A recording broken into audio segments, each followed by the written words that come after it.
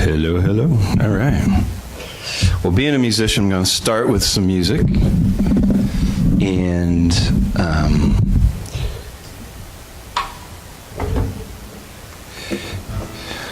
this might cause a pop when I plug it in. So. Ooh, there it was. That's okay.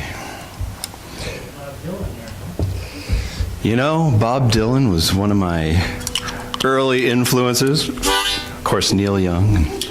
I spent a number of years as a street performer when I lived in Boston in Harvard Square. And a number of years after that, I decided, wow, I really miss playing the harmonica. And so here I am. I often tell the joke, anybody have braces growing up?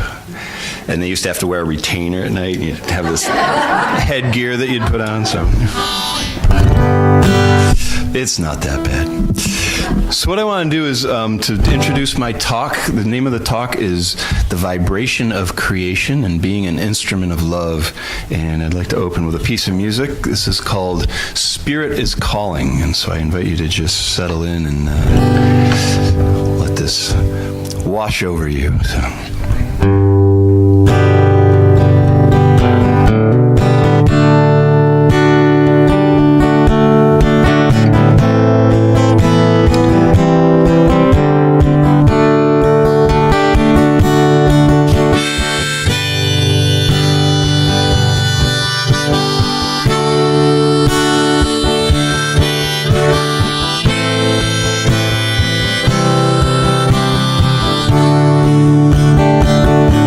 Spirit is calling. Spirit is calling.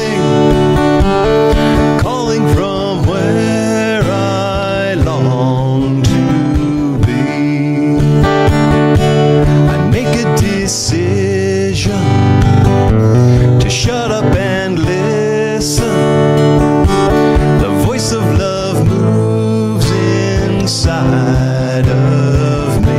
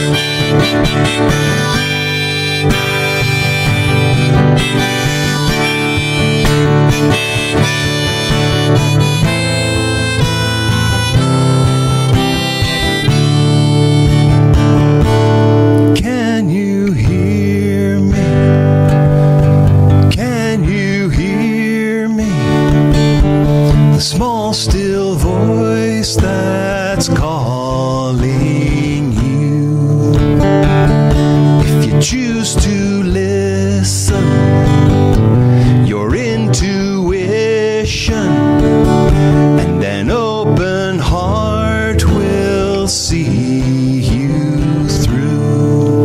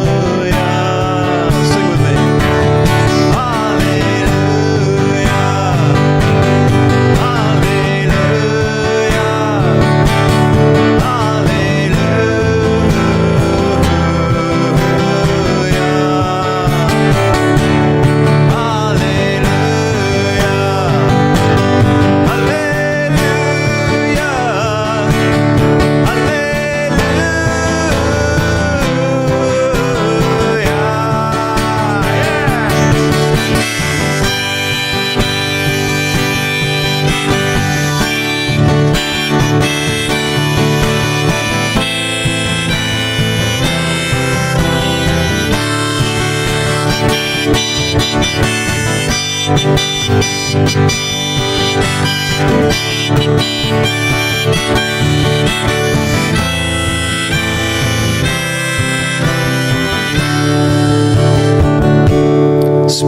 is calling.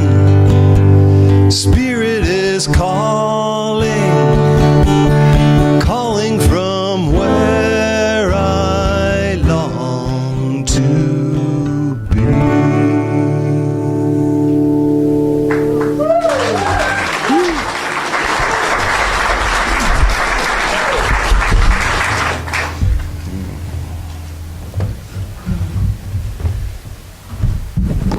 Right, wow, well, thank you for assisting me with that little ditty. So, the vibration of creation, being an instrument of love. So this is probably something that isn't going to be new to any of you, following the principles and philosophies that we do about creating our own reality. But it's always interesting to me to get different people's perspective from their own passions and insights. So this was a little bit of my passion, my insight, and my experience around this theme, and hopefully you'll enjoy it and maybe take something away from it. So the first slide that I had up here is a couple of years ago I did this 10-day thing called Vipassana meditation. Is anybody familiar with or done Vipassana? Yeah, okay, so you know what I'm talking about. They call it a meditation retreat, which it is not a retreat. A retreat is something that you enjoy doing and you get relaxed. And Vipassana is this very strenuous, pointed practice where you're basically up at 5 in the morning and you meditate till 8 or 9 at night, and you're not allowed to talk, read, do anything. So it's very powerful. I mean, it's very, very deep. And anyway, coming back from that, I came across this cartoon, and I thought it was a good way to open. A little bit of humor. And so here we have our meditator sitting down. I hear the cosmic vibration. The primordial sound of creation. The click refrigerator.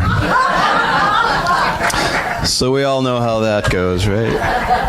I like, in the words of Yoda, we don't try to meditate. We either do or not do. There is no try. So, all right. So if we go to the next slide here. Oh, there we go, my good buddy. Actually, disregard Mickey for a moment.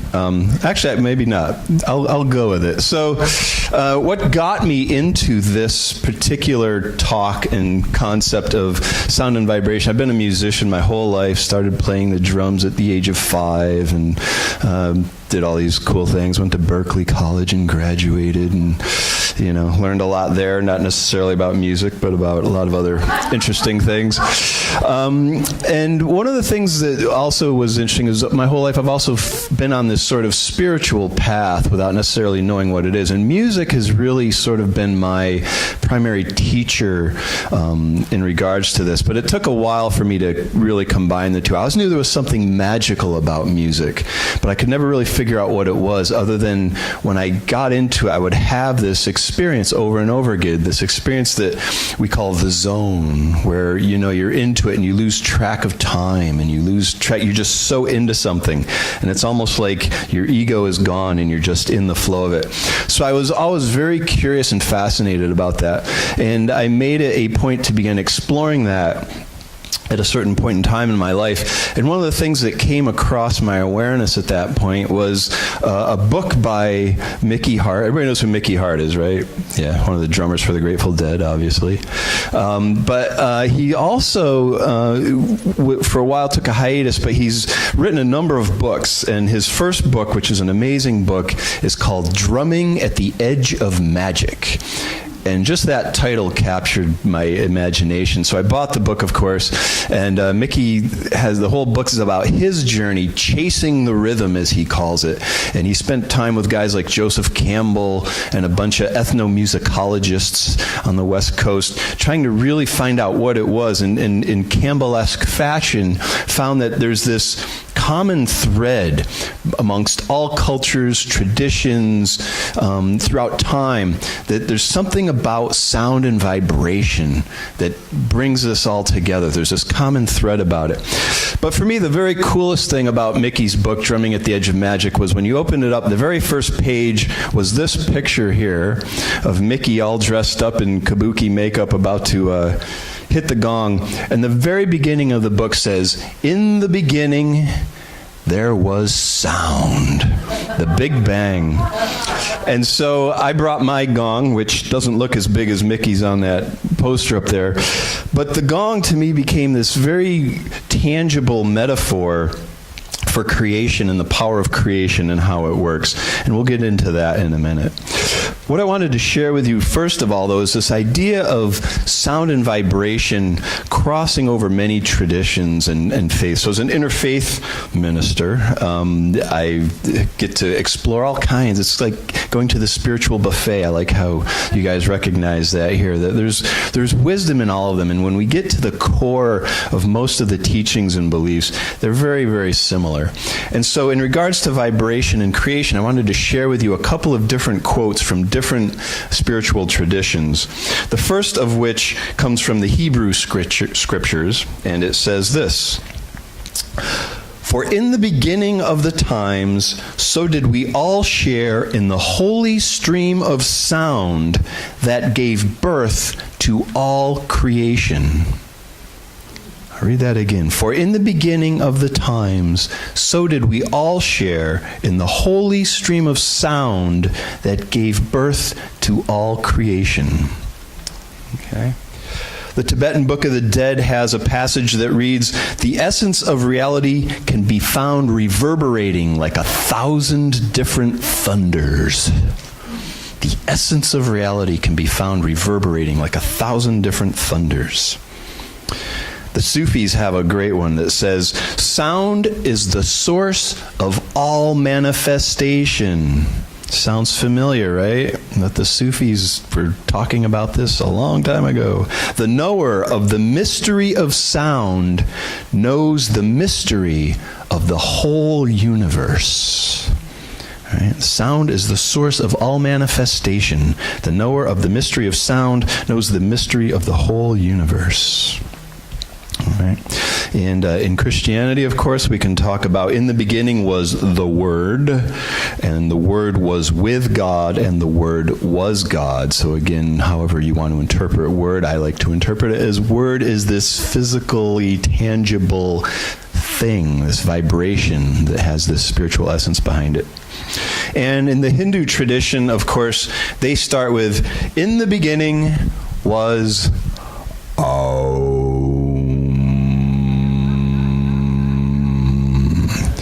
Om being the sound that contains all sound, right? Okay.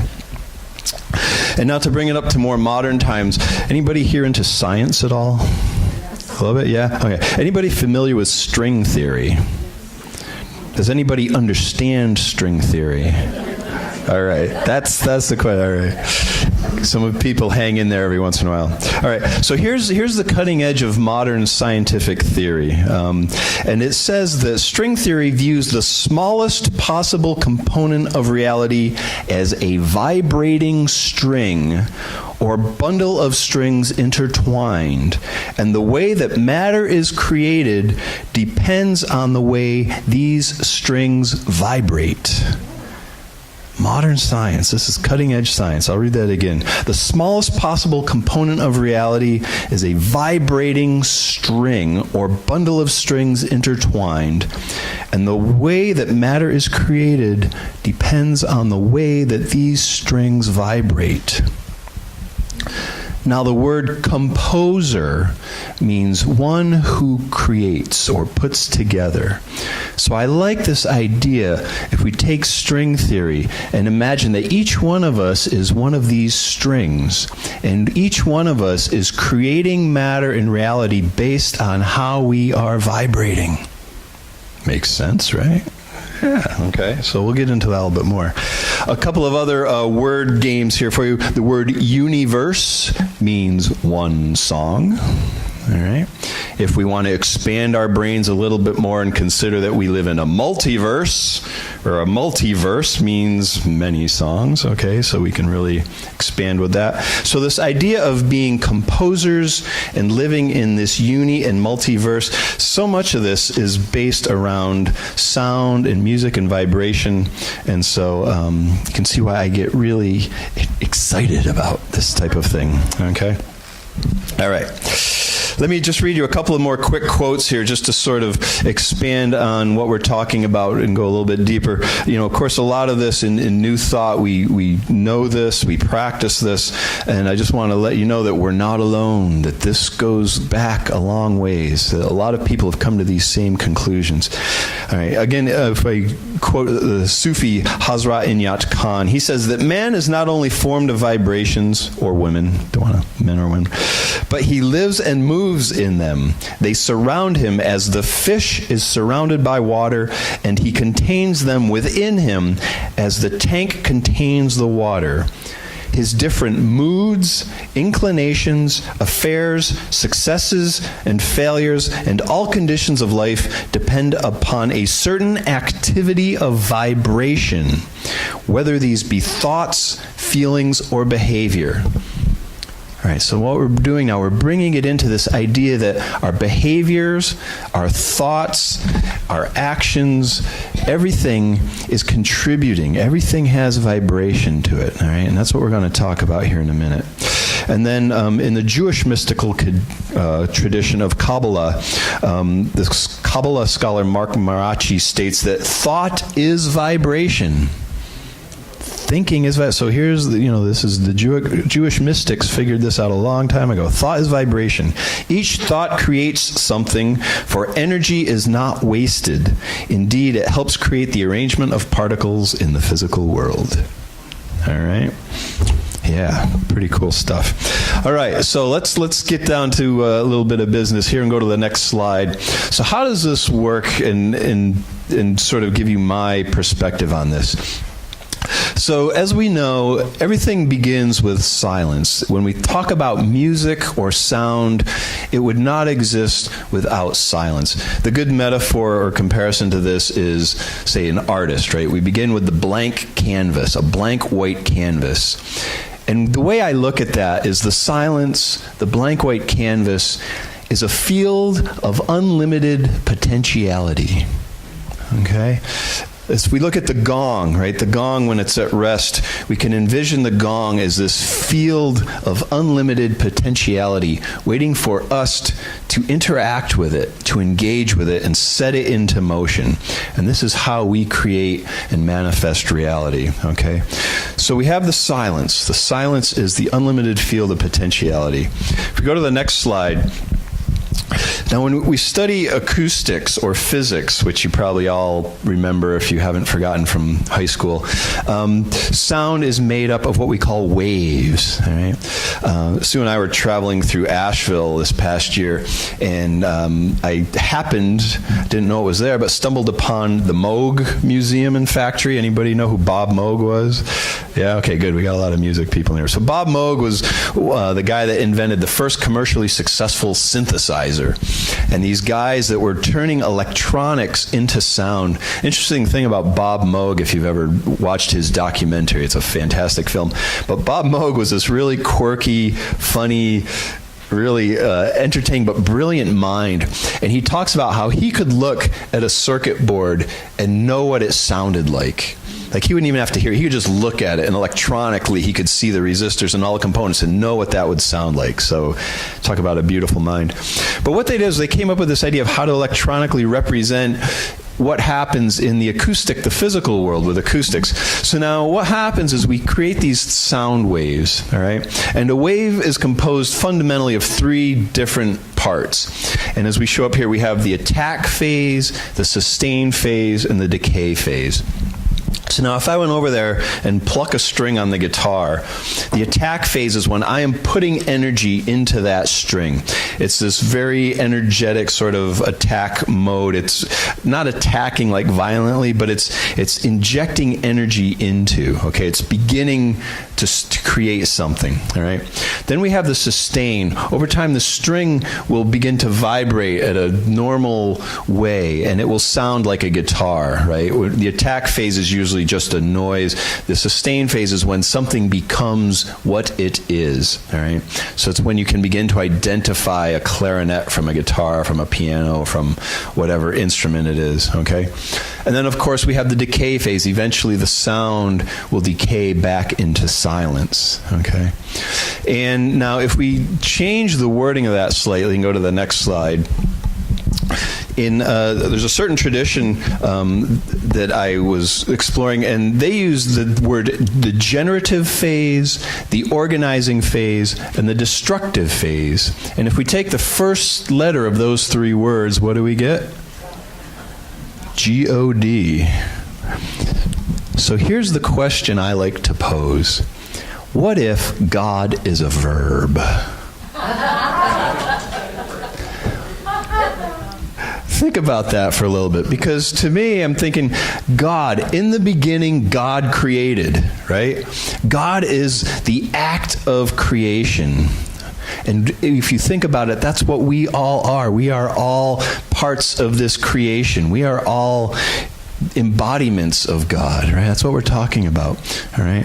So generative, organizing, and destructive. And once again, I want to share with you that this isn't necessarily new, because if we go to the next slide, in Hinduism, they actually have names for each of these aspects of creation. Brahma is the god of creation. Vishnu is the god of the organizing, the sustaining of reality, and Shiva is the goddess of destruction.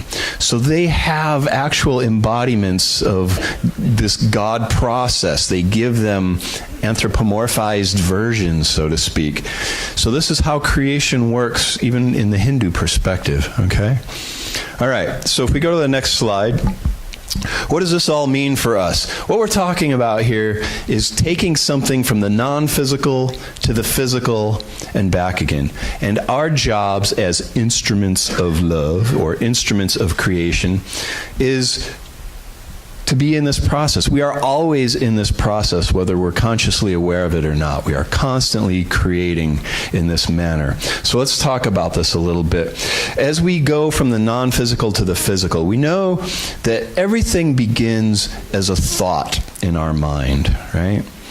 So we have a thought. So that's taking something from the unlimited field of potentiality, and all of a sudden a thought appears in our mind. We are gifted or graced, or however you want to consider it, with a thought. Now, we could sit here and talk about whether or not all thoughts are inspired thoughts, okay? And we know that sometimes our subconscious just regurgitates stuff over and over.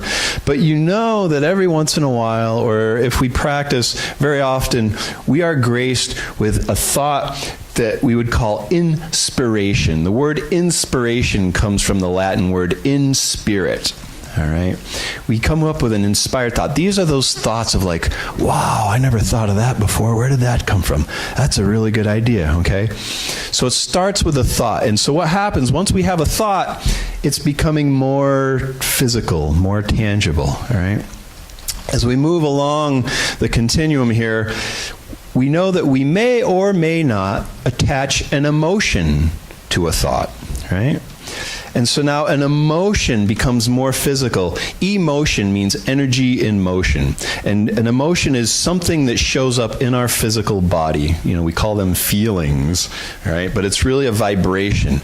And so if I have a thought that feels really good, right? I can feel that in my body. It's becoming more physical, more tangible.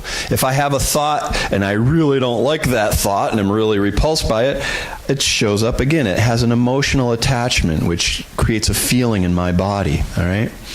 And now, this emotion may or may not inspire us to take action on this particular thought, okay? So if I have a thought that feels really good, I may be inspired to take action to manifest that in my physical reality, right? An example could be, I'm walking down the street and I think it's a nice, hot, beautiful day in Cottonwood, Arizona.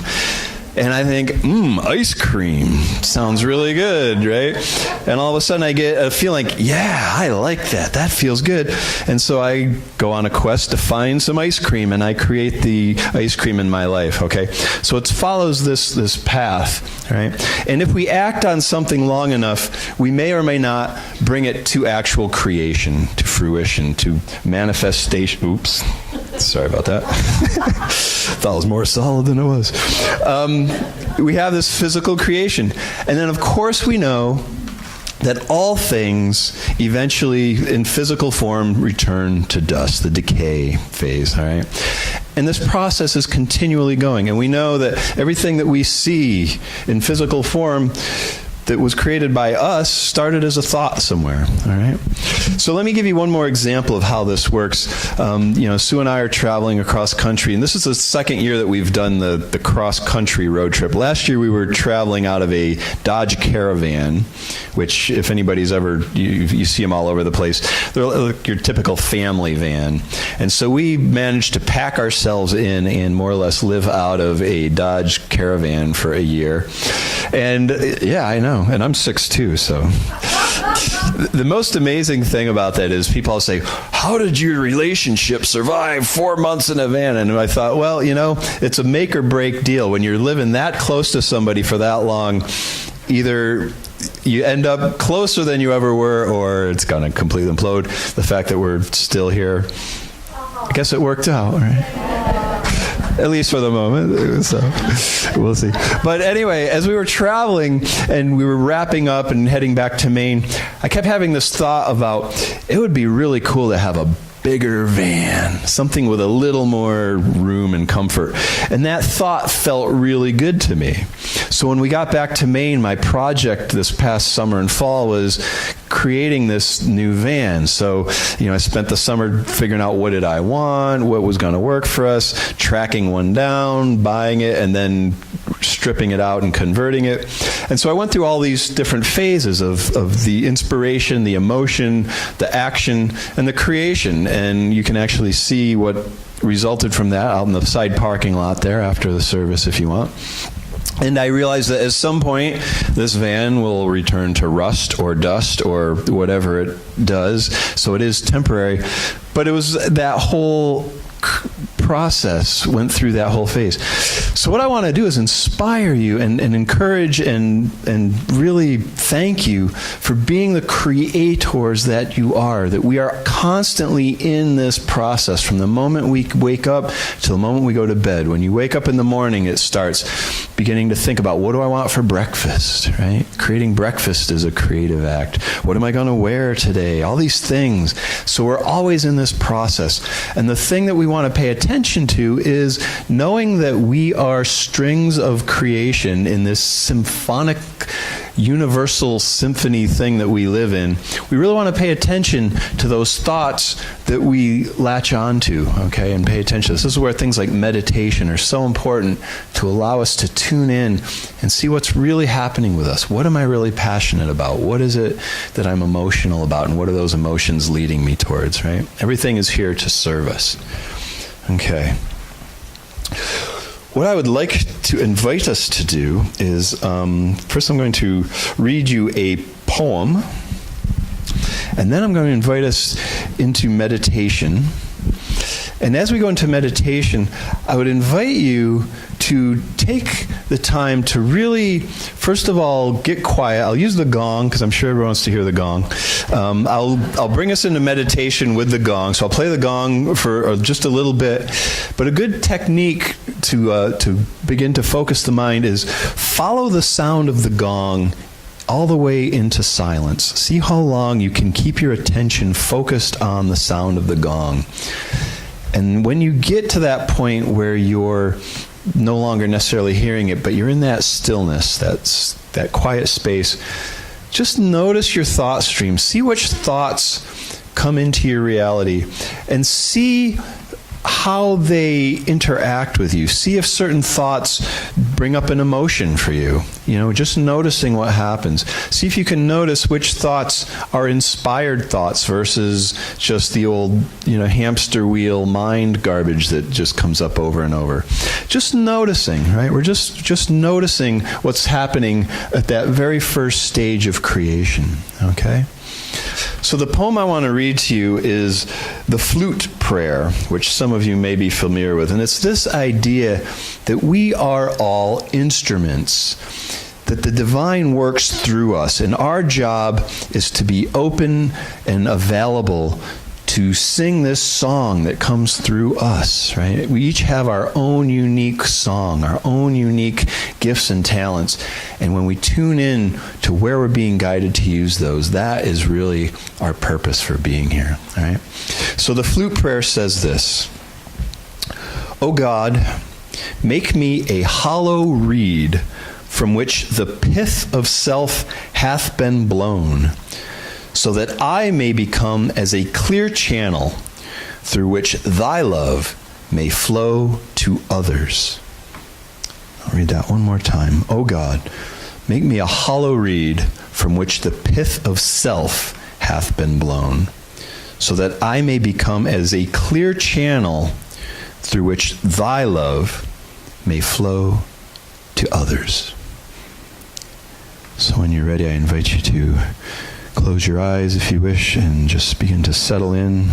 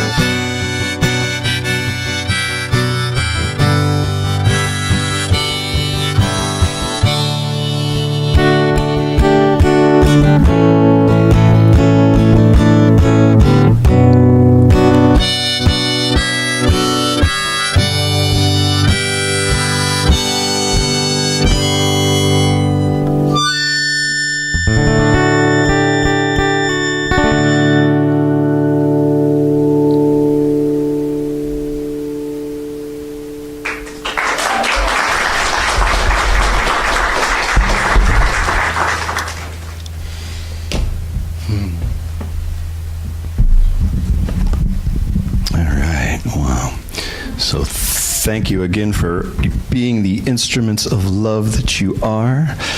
And I'm going to close with one last poem. This is actually comes from a Moody Blues song. Yeah, all right.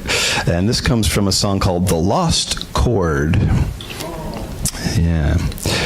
This garden universe vibrates complete. Some may get a sound so sweet. Vibrations reach on up to become light, and then through gamma, out of sight. Between the eyes and the ears there lie the sounds of color and the light of a sigh. And to hear the sun, what a thing to believe. But it's all around, if we could but perceive. To know ultraviolet, infrared, and X-rays, beauty to find in so many ways. 2 notes of the chord, that is our full scope. But to reach the chord is our life's hope. And to name the chord is important to some, and so they give it a word, and the word is Om. Thank you all very much. It's been a pleasure.